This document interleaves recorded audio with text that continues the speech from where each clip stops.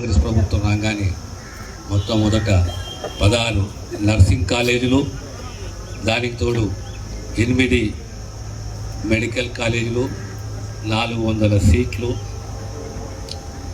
దానికి తోడు ఈరోజు పరిగిలో 30 పడకల సిఎస్సిని 100 పడకలకు మార్చడము, అప్గ్రేడ్ చేయడము, అంటే ఒక ఏరియా హాస్పిటల్ స్థాయికి రావడము.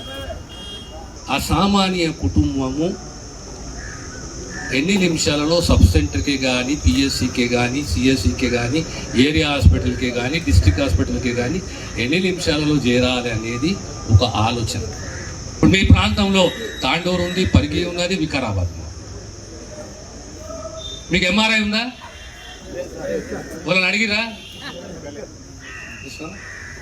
సబ్ సెంటర్లు నడుతున్నారు, అప్గ్రేడేషన్ నడుతున్నారు, బిల్డింగ్లు నడుతున్నారు, అన్ని నడుతున్నారు. కానీ మళ్ళీ ఎంఆర్ఐ గురించి సామాన్యుడు ఎక్కడ పోవాలి? పట్నం పోవాలి.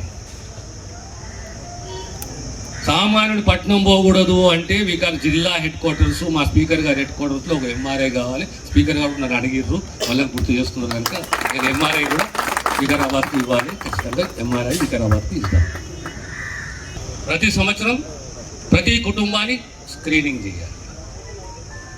స్క్రీనింగ్ చేయాలంటే ప్రతి జిల్లాకు ఒక క్యాన్సర్ స్క్రీనింగ్ మొబైల్ వెహికల్ ఉండాలి.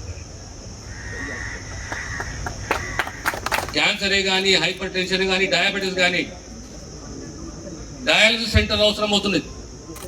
ఉన్నా ఇంకా బెడ్ల సంఖ్య పెంచాలి. ఆ లెవెల్కు మన ఆరోగ్య పరిస్థితి ఉంది.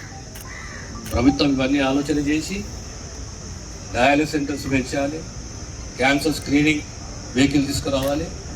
రాష్ట్రంలో 4 క్యాన్సర్ రీజనల్ సెంటర్స్ని ఏర్పాటు చేయాలి.